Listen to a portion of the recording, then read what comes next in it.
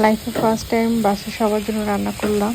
Trust me, আমি কখনোই এতগুলো রান্না করি নাই। আমি সবসময় স্ন্যাক্স আইটেম করতাম বাসায়, সো আমার হেভি আইটেম কখনোই করা হয়নি। তো কী কী রান্না করলাম সব কিছুই থাকছে এই ভিডিওতে। আজকে আমি রান্না করলাম ফ্রাইড রাইস, সাথে বিফ কাবাব আর চিলি বিফ আর ফ্রাইড রাইসটা পুরোটাই আমি করেছি।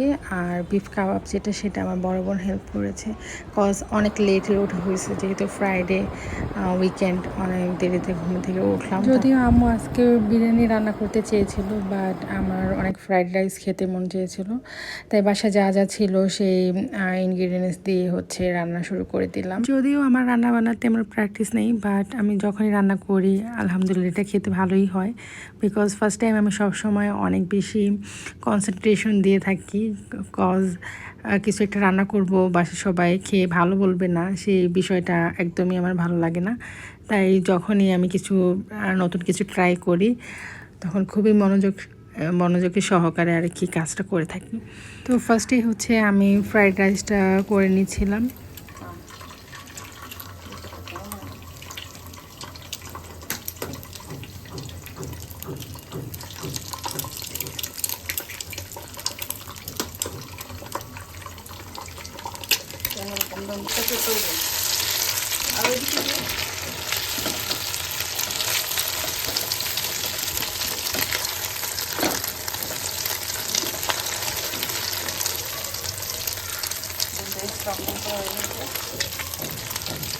মাংসের পরিমাণ অনেক কম হয়ে গেছে, কারণ যেহেতু প্রি প্ল্যান ছিল না ফ্রাইড রাইসের, ফার্মের মুরগিও ছিল না, রোস্টের মুরগি থেকে আমি কোনো রকম এক পিস ছিটিয়ে নিয়ে তারপরে দেই।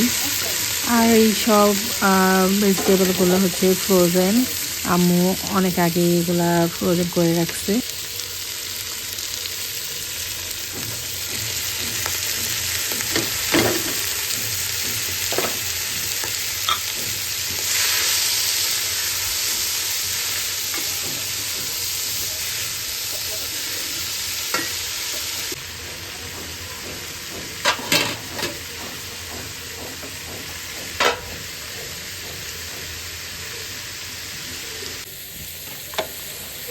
এখন দিব ক্যাপসিকাম।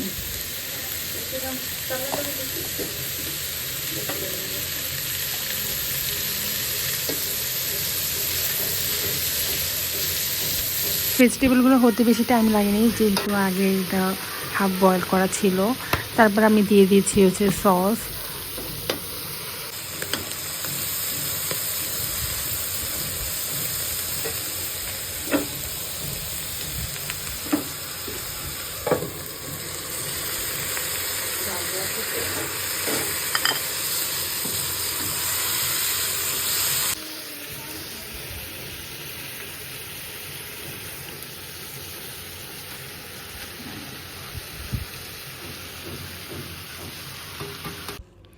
তারপর রাইস দিয়ে দিলাম, ভালো করে মিক্সড করতেছিলাম ভেজিটেবলের সাথে, আর ফ্রাই করা ডিমগুলো দিয়ে দিলাম।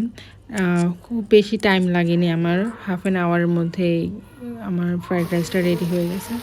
আর অপর চুলায় বড় আপু কাবাবটা ফ্রাই করতেছিল।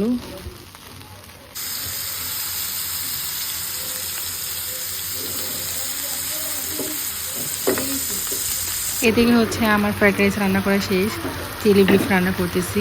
আর এই দুইটা রেসিপির ভিডিও থাকবে নেক্সট ভিডিওতে। তো আজকের ভিডিও এই পর্যন্তই, আশা করি আপনাদের ভালো লেগেছে। আর আমার ভিডিওতে লাইক কমেন্ট দিয়ে পাশে থাকবেন। আল্লাহ হাফিজ।